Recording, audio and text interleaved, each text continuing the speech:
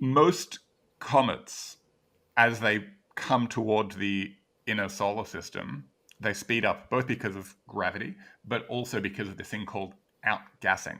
No, outgassing is not what you think, Denny. It is instead. It's what you think. Dirty now, yeah. It's basically comets are rock and ice, and when you have ice and you get close to a thing that's really hot, like the sun, that ice starts to sublimate. It basically goes from being solid ice to starting to evaporate some of that as, water gas or nitrogen gas, depending on what the frozen thing is.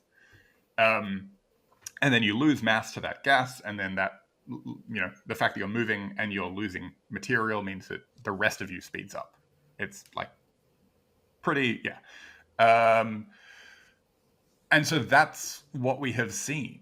We have seen those vapors from these interstellar objects. So we don't need an alien space engine to explain the fact that they're speeding up when they get close to the sun. They're speeding up because they're turning ice into gas. Yeah, that does make a lot of sense, actually, yeah. That's what happened to me, yeah. Yeah, to betray my really weak understanding of physics here, perhaps, this thing is really big, and it's at closest going to be a couple of times further away than the sun from us. Mm-hmm. Does that do anything on the planets in our solar system? Like, will it change our orbit or anything? Rain on Jupiter or something, or will there be any effects that we can feel here? Unless it hits us, I don't think anything. It's too small. It's too small. Like, I don't know the exact mass or weight of it off the top of my head. How many elephants? It's about 4,000 Taylor Swifts. Wow. It's still passing 200 million kilometers away from Earth. So it's not something that we need to be worried about. Like, it's not going to pull Earth out of its orbit. It's it's quite a big space rock, but it's still a space rock. It's not anything on the level of like a dwarf planet or a moon or anything like that. So yeah, I wouldn't worry about it. I think this is one of the other concerns. I'm going to stop ranting about Avi Loeb, but some people have legitimately gotten worked up over some of the claims he's made about these being alien ships sent here to destroy us. Like, Avi is, I would imagine, much smarter than me, especially on things relating to like cosmology. But I think that there's something that is at best ignorant or at worst disingenuous for him to have gotten all of these people worked up and afraid about impending alien invasion from this space rock. What instruments do we have studying it? Do we have a lot of good, now that we know that it's coming instead of just leaving? Do we have good stuff? I mean, yeah, like that's exactly what we're doing, and I think that we've been able to much more quickly and easily, or not necessarily easily, but thoroughly debunk claims of it being an alien spaceship by the fact that we've had all of these follow-up observations with various Earth-based telescopes that have shown, okay, based on how it looks in infrared and optical and whatever, it's this sort of comet and has this sort of chemical composition. I think the James Webb Space Telescope is going to be trained on it at some point soon to confirm like the chemical composition. It's definitely much more useful, and I think that the part of Avi's work that is very worthwhile is this push for fast multi-wavelength, meaning like different sorts of telescopes, radio, infrared, optical, whatever, coverage of all of these sorts of things.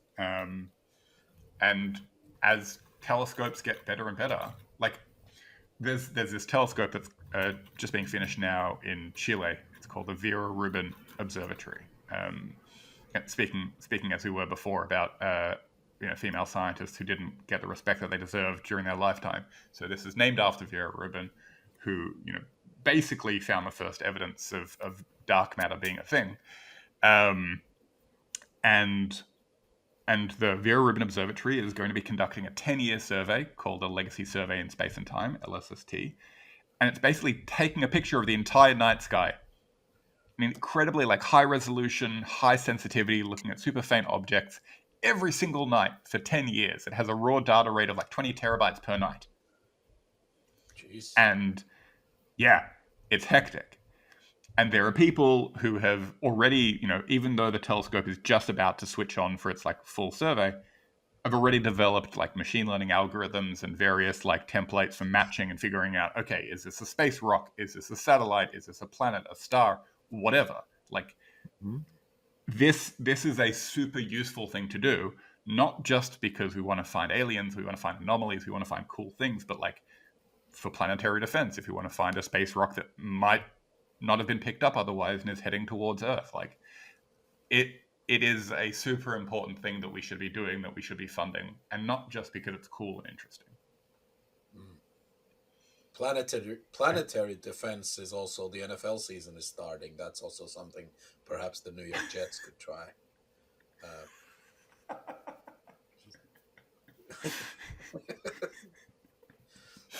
Can't go anywhere. Defense. No. I love football.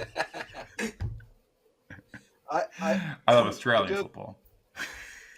Man, I do have to say, and this can serve as my public service announcement as well. You mentioned Taylor Swift. I think she made a poor choice with Travis Kelce. I think, he's let me down in so many fantasy leagues that I just feel like they might both be better off as independent artists. You can thank me for that, because now the internet will engage with this episode. They clip that. You mentioned Taylor Swift. That's your cash right there. Yeah, yeah. I just feel like they both do better. Yeah, they can both do better as individuals. Is all I'm saying. Yeah, but I love it. I honestly appreciate people talk about. Yeah, I appreciate so much the actual explanation of how the proper projects for interstellar research happens. Why do you think? Avi Loeb is a star academic. Why do you think he is pushing it so hard though? Is it does he? How really much of it is believe in vanity because he wants the press before he starts providing actual data and research to back up claims that gets him into the press? Jesus, I'm shocked and I'm appalled and shocked that the tabloid media doesn't report on actual research and findings versus Alien. Yeah, I could be uncharitable and note the fact that some of his podcast and media appearances have been closely tied to the launches of his books. I think that people can take that information as they will. But I really do think that this probably at the very least started as something that was very well intentioned, that he has made his career by looking at hard problems in science, in astrophysics and cosmology, difficult things often requiring sometimes more exotic hypotheses. And I think that at a certain point it might have gotten away from him. I don't know. I've never met him in person. I would love to meet him in person and to hear it from him.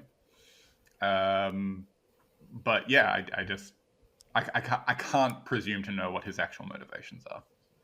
Yeah. Benjamin, how does this all make you feel? Are you optimistic that that something fun will happen? Something like not Little Green Men, but something super exciting is coming. Absolutely. So I feel like something big is coming. I think we're gonna find something, and like Kavi said, in our lifetimes we'll find a bacteria or something teeny tiny that still managed to hang on, like on Mars or Titan or something like that. We've known there's ice on Mars, and then recent surveys have found liquid water under the ice, like heavily salinated, but still liquid at these temperatures, cold temperatures, water, like lakes and ponds, really shallow, 100 feet, 50 feet shallow. The fact that they can find that things under the ice that shallow is amazing to me, but they found it. And we have places here on Earth where the water is incredibly cold and severely salinated, so it's still able to be somewhat liquidy. And even there's small microbial life. So, I mean, all we need to do is, I'm going to make it sound very simple. We just need to send something there to drill down into the water and you'll find it. So, in theory, if we just send something there and find a way to get down there, we just might find something. It just takes somebody or some organization to send something. Yeah, David Attenborough would have been a good thing to send there. You know, even here. I'm picturing like a Futurama style, like head in the jar of David Attenborough being sent on a future mission. That would work. To like one of the moons of Jupiter. The waters of Europa have not previously been probed by human civilization. That's good. Yeah, or Steve Irwin, that guy would have found the answer. Crikey! He would have found the aliens. Yeah. Steve Irwin would have fought it. Yeah. I should say, like, most astronomers, most astrophysicists, like, want to find evidence of aliens. Like, we are not trying to poo-poo it. We are not trying to, like, think about, like, who the audience or who the like the population cross-section of people who become astrophysicists and astronomers. Like, we're all nerds. Like, we all grew up watching Star Trek and Star Wars and, like, everything. We want there to be life. We want to believe. We just also want evidence to back up our beliefs. Yeah. The general population isn't super interested with incremental advancement type news. They like the big payday news. So that's why you always see science articles being published all over the place. And, you know, we discovered that we can move this an inch further, or we discovered that we can make this a little bit brighter. And the public says, yeah, well, what's that going to do for us? But then you say something like, we discovered life. They're not going to care that all those incremental articles that they poo-pooed earlier have led up to discovering life somewhere else. But the payoff is still so huge that it's okay. Exactly. Just ignore that. Exactly. Difference. I think with terrestrial events, it's the same. Like, you look at, I don't know, some adversarial country developing a new weapon or something. You'll have hundreds of people following it. They'll come out with, hey, we saw these trucks moving over here. We saw trees being cut down here. We saw new types of digging equipment here. And then, but all we care about is when the excrement hits the ventilation system, and something like big happens, and we have to go to war with them or something, right? That's when it makes the news. Yeah. And then obviously all the conspiracy dum-dums and stuff never actually look up the decades of evidence piling up to it, right? No. But there are all these signs that nobody's doing it, nobody's going anywhere for fun, whatever. Look at me navigate that topic without mentioning a country or saying anything political.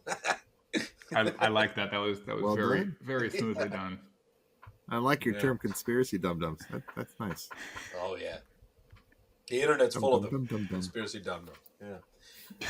Hey, Benjamin, can we please do another rapid fire round? I know it's part of your format on these things, and I know I'm a second time guest on your show, but can I get another rapid fire, because that was so fun?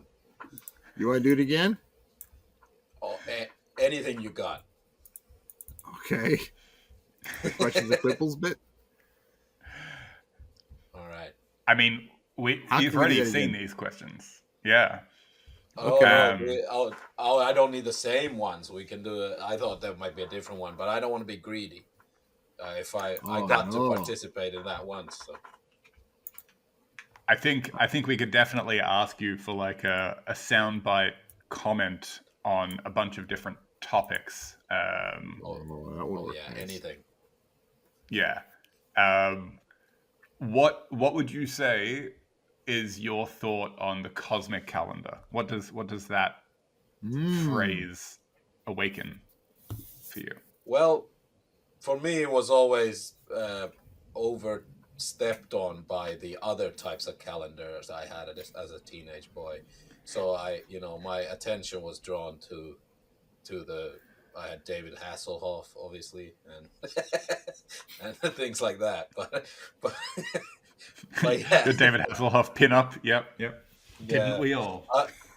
Other than that, my thought is maybe we could, so much fighting has happened between humans about which calendars to use. So if we all move to a cosmic calendars, we can get rid of the Gregorian and the whatever else they're called. Okay. What's the next? Well, okay. If aliens did come, and we had to choose David Hasselhoff to speak for us, what do you think he should say? Oh, I don't think he should speak. He should sing, right? He was he was There an you go. exceptional. In German. Yeah. He should sing in German because I think that would give them a nice welcome. Nothing says a warm welcome like being shouted. I feel like they might turn around and be like, "We have over-invested in this civilization. We don't need to. There's nothing here. We need to learn." That would be a good deterrent. Just a nice warm greeting in German. Yeah. I told them we love you. Yeah. Aliens are like, we got undressed for this. Yeah. Isn't it funny how in the comedy sci-fi movies the aliens have uniforms, but in the more serious in quotes sci-fi movies they're naked? Yeah. Or the world they just plop out naked. In the alien abduction movies they're just walking around naked. But Galaxy Quest, they all have nice little uniforms. Very serious jobs, and it's nice. Yeah. I have another question for you, Danny. Oh, go for it. Okay, if you had to, if like Elon Musk or someone else was building a colony on Mars, and you got to be one of 10 people going, what 3 things would you take with you? Oh, I thought you were going to ask me what would I wear, and then I thought. Well, obviously you'd wear nothing. That's what. That's what we went. If you're the colony on Mars, that means you're the alien. Therefore, you have to show up naked. Exactly. When in Rome, you do what they've always done, right? Oh, the 3 things I would bring with us. You gotta go with music, right? Because it's audio, and they seem to have communicated with us by radio waves, right? So maybe they understand sound, whatever. And then what music I don't know. If it counts as one thing, you'd make an album. Like in America, you have the thing where they preserve culturally important things in the Library of Congress or something, right? Mm-hmm. So you pick some things that they already sort of vetted as culturally important, and then you go to a couple of other countries and take theirs as well. So that would be something you'd bring. What else? I mean, I would definitely bring a spacesuit, right? Because I can be naked under that, but we need some kind of dome. And then, I mean, it's interesting. None of the things that matter to us here on Earth is relevant. Passports, money, mortgage statements, none of that matters. So I guess the third thing would be an unlimited supply of food, because I'm assuming nobody has figured out how to grow anything there, right? I mean, Mark Watney had a crack at it, but yeah, he did great. Is that who's Mark Watney? Is that the from guy the book who /movie The Martian? Matt Damon. Yeah. He grew potatoes with Martian dirt, water, and poop. Yeah, poop. But isn't that a serious? That would be the way to survive it. There is some kind of dome, and then it would be only. I mean, excrement would be the only thing you have to grow anything out of, right? Yeah. Yeah. I think a dome or a subterranean habitat. In terms of the agriculture, not my area of expertise, but I imagine that people are working on, what ways the Martian soil or Martian regolith, as it's called, could be, repurposed for various things. Yeah. They have sent an album to space, right? NASA did. An Or album? Somebody sent something, a gold record to space. Is this Yeah. true, or was this in a movie? There's 2 identical copies of the golden record, which is Okay. actually pure aluminum coated in pure gold. You're welcome. And it was put together with a whole bunch of random music selections from around the world. The original idea was to do a bunch of American music, but then Carl Sagan and that other guy who was in charge of the record, I forget who his name is, but they decided that it's going to represent everybody. So there's music from India, music from Brazil, and the American song was a song by Chuck Berry. And so there's a whole variety of stuff. And there's also audio recordings of a heartbeat and brainwaves. I don't know what the person's thinking about, but brainwaves. And then there's also Will Chamberlain's 100-point game, right? Will Chamberlain's 100-point game. And, That's a weird American and his body thing. count, Why? which was just ridiculous. Most of the world doesn't follow basketball, and if they did, that was like a singular. I don't get it. Why was that the thing? Like, wouldn't you go for maybe, I don't know, a recording of the moon landing or something? Like, why Will Chamberlain? I did not know that. Put that on there, but I hope they did. They didn't. I don't think they did. Will Chamberlain was a master at free throws because he did them Granny Goose style from between his legs. And then as soon as he got wind that people were making fun of how he looked doing it, he stopped. And he would only do his free throws overhand, and his free throw rate went just in the toilet. And he refused to go back because he didn't want anyone saying he looked stupid. He could have looked stupid and made the records even greater. But instead he decided, I want to look cool and have bad numbers. Thank you. Yeah. I don't know much about basketball because it's boring. It's boring. But that story stuck with me in the midst of all the boringness in boring land. The NBA, the B stands for boring. But that story stuck with me. By the way, I don't know if anybody caught the last 12 seconds, but basketball is boring. Yeah, basketball. And also, I'm wrong. Tell us how you really feel. I don't like it. I'm totally wrong that wasn't part of the gold record, by the way. It was not. That fact. I had seen Will that recording of his game is preserved in some other place, but not this. It was a different. I got my facts convoluted. So yeah, I'm happy about that because the aliens don't care. I'm assuming if they're anything like us. There are other statistics about Will Chamberlain that were sent up on the record because we wanted to impress him a little bit. But other than that,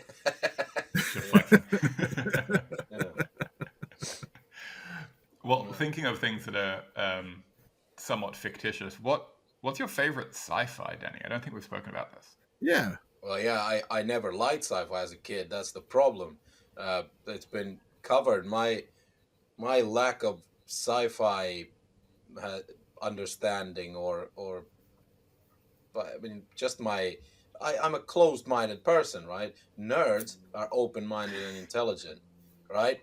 I was into mafia flicks and all that. It had to be things that I understand. The exact opposite of people who want to expand their mind to things they can't understand. So I'm now on a journey of trying to understand sci-fi. The things that did impress me, or at least visually, I found the recent ones, the Matthew McConaughey one was fun, Oh, Interstellar. And these were like, I can tolerate sci-fi, but that's what happened to me at a university as well. I arrive at this place where the best and the brightest, they say, I mean, they were all dum-dums like the rest of us, but where the best, everyone's dumb at something, right? The people who did astronomy didn't know the capital of Nigeria, and the people who knew that didn't know what an Avi Loeb or what or who that is, and that's fine. But you get into these rooms, and I started feeling so like imposter syndrome and so self-conscious because they were doing two things. Very intelligent nerds they were really into sci-fi, and they were really into watching Disney movies as adults or young adults at the time. And I did neither. I saw the Disney as a kid, and now I have a kid, so I'm gonna see them again at some point. But that's like in between. I didn't need to rewatch any of it. The other thing, like the third thing they did was Game of Thrones, and I was like, oh, and they were, oh, you study like politics and stuff like that, and wars and peace and all that. You'll love this. And then I watched it, and in the episode there was like a dragon and incest, and I was like, what has this got to do with anything I like? You know, I mean, to be fair, this was in England, so maybe those two particular topics were close to their hearts. Yeah, that's true. You mean in Wales, right? Yeah. For those who don't know, Wales has a dragon on its flag, and they have been known, or allegedly, to have relations with various things that we others wouldn't. Yeah. I mean, I was talking about monarchies in general having those sorts of taboos. No disrespect to the Welsh. The Welsh are awesome. Like any language that can have a word that's 18 letters long with 3 vowels, they get my vote. Oh yeah. I love the English Poland language. as well. Yeah, it's their language, and they set up so many rules, and they break them all instantly. Yeah. Enough about me though. Benjamin, I can't let us go or do anything without some facts. Science facts. What do we have? Recent favorites, fact of the day. What do you got? Science fact of the day. Golly. What did I learn the other day when I was was it that the capital of Nigeria is Abuja? There you go. There's that. That's not really a science fact. It's just a naming thing. I learned that yeah, well done, Coach.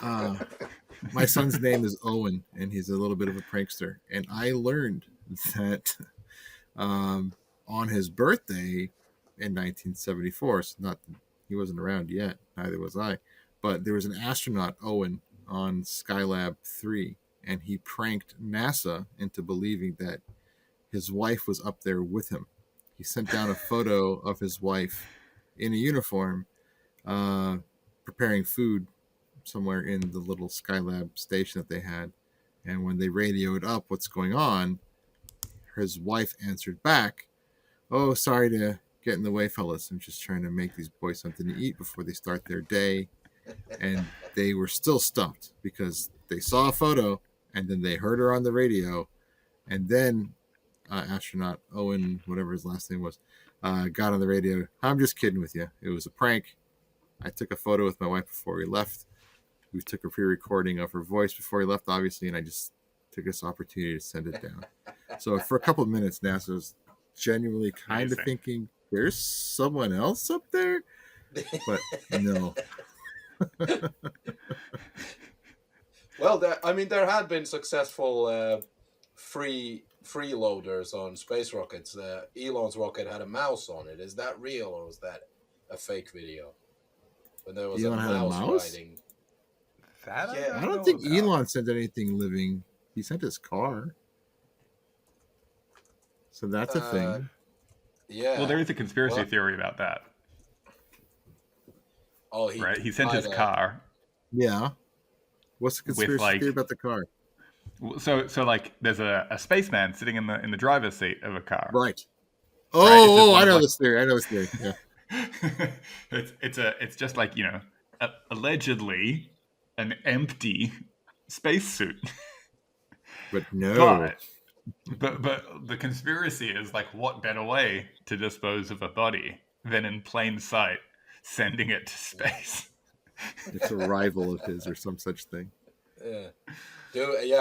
Check out the video. It's a video of the SpaceX rocket. I don't think it's a real mouse. Obviously, it wouldn't survive or anything. But something is caught weirdly in the camera. If it's real, just look at it. It looks weird. It's just some. Well, mice have been sent to space and returned safely, so it's possible. But I don't know that a mouse got onto it. I'm going to take a look for it. An actual science fact is there are quakes on Earth, there are quakes on the moon, earthquakes, moonquakes, but quakes on the Earth happen and end in a matter of seconds or minutes, whereas on the moon, since there's no geological activity, no atmosphere, no water, nothing to dampen anything, a moonquake does happen, and it just goes on for hours and hours and hours until it slowly over time just dissipates across the entirety of the lunar globe. It's just very nice. Wow. So, and they're not very did strong. Any happen, it wouldn't bother you. Did any happen when the people were up there? Actually, yeah. They did them on purpose. They when the Apollo fellows landed on the moon, they put on seismographs on the moon near their landing sites. And then as future Apollo missions came, they had the second stage booster that pushed them towards the moon. They aimed the Apollo capsule and lander towards the moon, but they aimed that second stage booster at the moon as well, and it would just smash into the moon somewhere. So there's an intentional wreck, a couple of them on the moon, and the reason being they want to be able to detect on the seismograph the impact and how far away it was and everything. And sure enough, when those things crashed on the ground, however hundreds miles, 1,000 miles away, yeah, they can feel it, they can sense it. So that's incredible. Trash, but for a reason. Very extreme, but whatever. Yeah. Very hard to fake in a studio as well. Yeah, must have been a big Hollywood studio where they faked that moonquake. Oh God, I really hope it was fake, because that would be a testament to the human species to keeping a secret. The millions of people in rival superpower nations agreeing to lie. Yeah. Yeah. Also, we had that Starquake episode. We did a Starquake episode, yes. With I don't know if you're familiar, Danny, with astroseismology. Okay, it's the same as we covered with the moon now, but with other stars. Is it? It's basically, yeah. So like stars can like basically increase and decrease in brightness on really rapidly, and like there are some oscillations that happen on the time scales of like minutes. There are some that happens on the scales of hours, days, weeks, months, whatever. And like the simplest case is basically just like there are layers of stuff inside that are expanding and contracting, and so you have these changes in the physical size of the star that result in a change in brightness as we see from our telescopes. Yeah, for folks who want to learn more about that, we had an episode last season with Courtney Crawford. Maybe the season before that. I'm looking. Yeah, I'll have to find that one as well. See, season 6, episode 3, Courtney Crawford. Look at there we go. Yeah, and it's not just aliens landing their stage 2 boosters on these stars.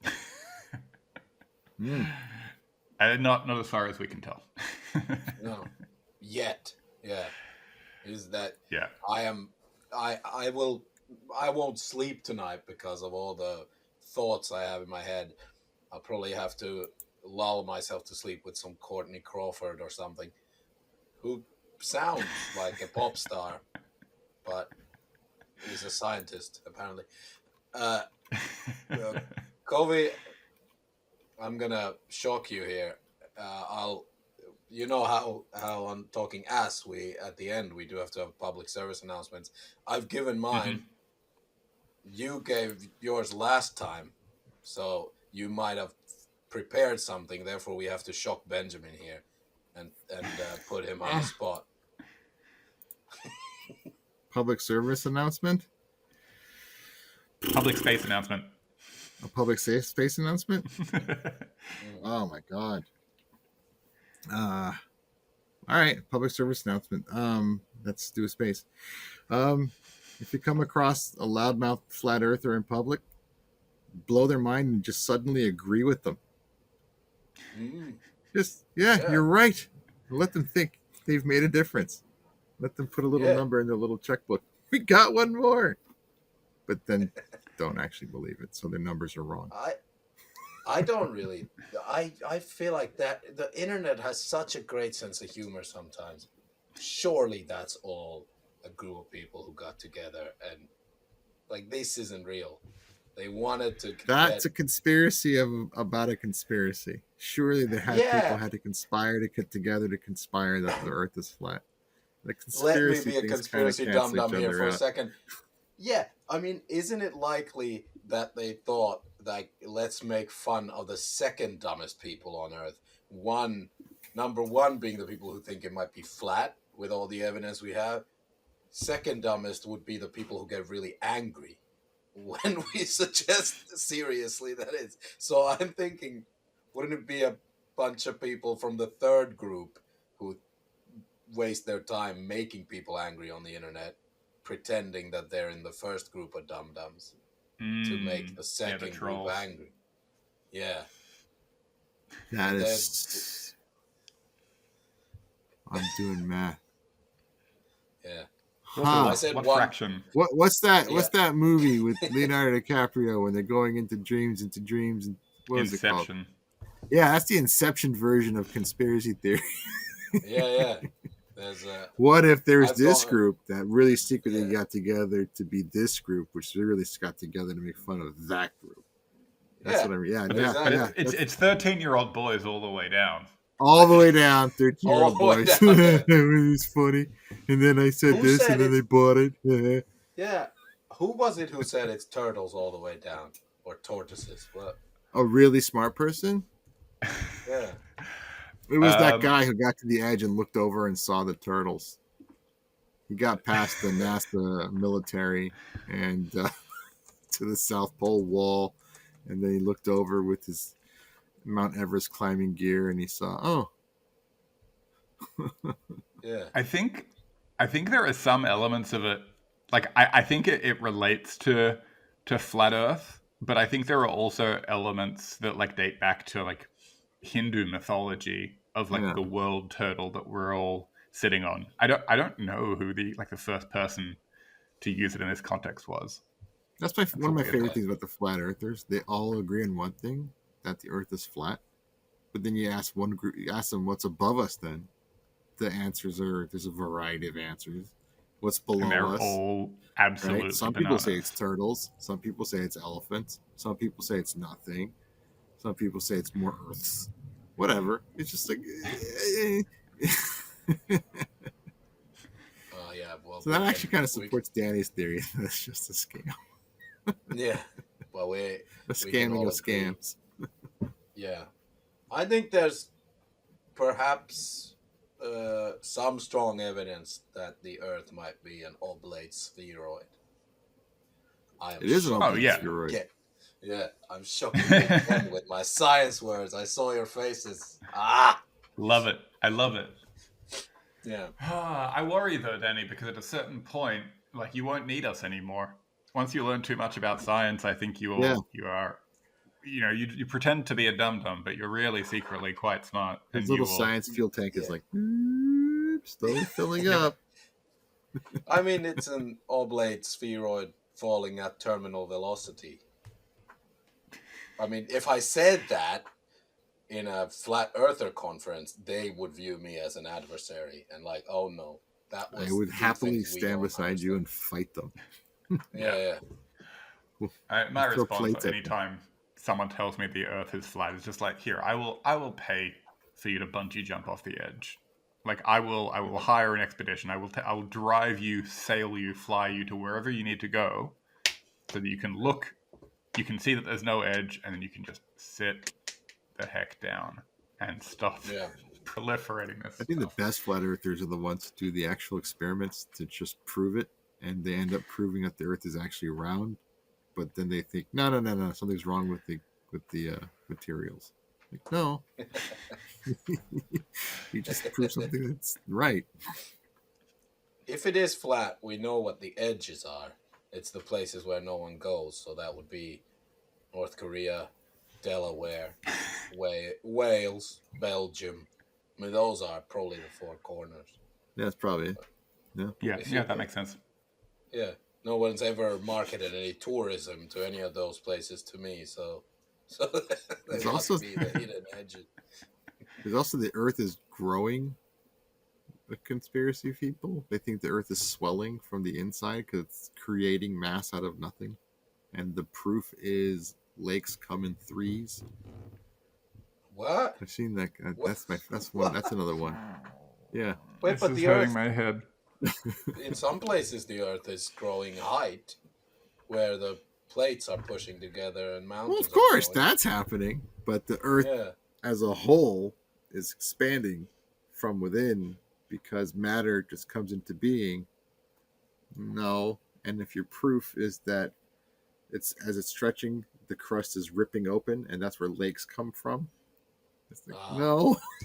You know what? No. My only explanation or answer now is just going to be that the Earth is not flat. The Earth is pudding. You know why? Because proof is in the pudding. That's it. But Yeah, dang. Also, because That's it. pudding's delicious. That's very well done. So, because it's getting late here, can you tell my listeners again, remind them where they can find you? I mean, I would hope for my listeners not to be on any social media, that they only follow me as devoted cult members and get all their information right here. But in case they are on any social media, where can they find all your fun?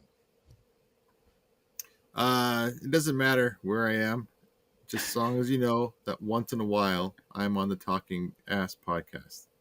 Everything else is just more conspiracy nonsense, like Science Actually on Facebook and Science Actually on Instagram and Science Actually on TikTok.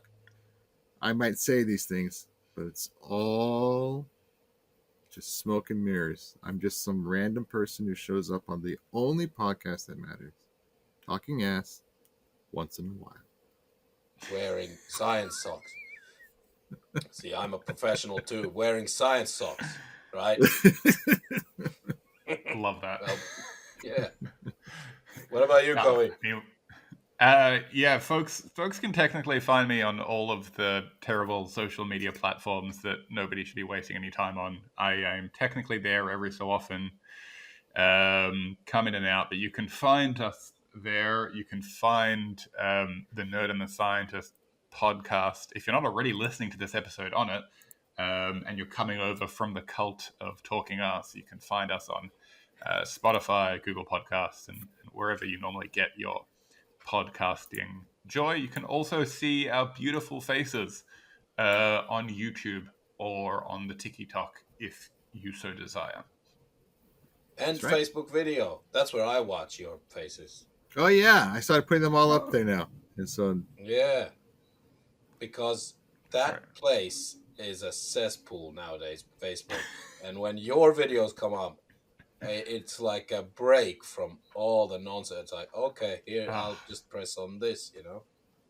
Someone That will makes me teach so me happy something to real. hear. Yeah. thank you. But- So and- happy to hear.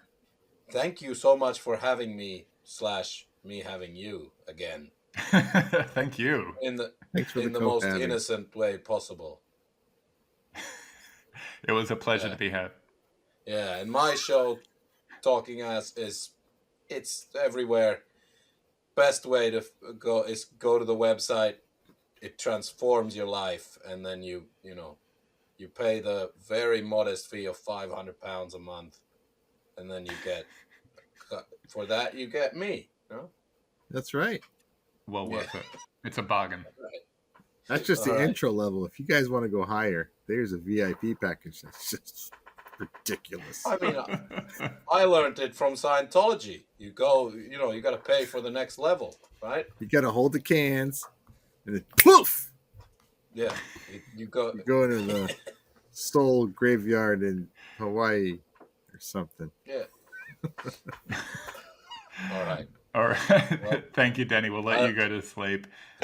Thank Good you. night. For staying up. And we'll see you next time. We'll have you back to discuss the next awfully controversial scientific topic. Or Oh. Yes, anytime. Can't wait. All right. Thanks, guys. Yeah. See All right. you. Goodbye, Peace. everybody. Good night.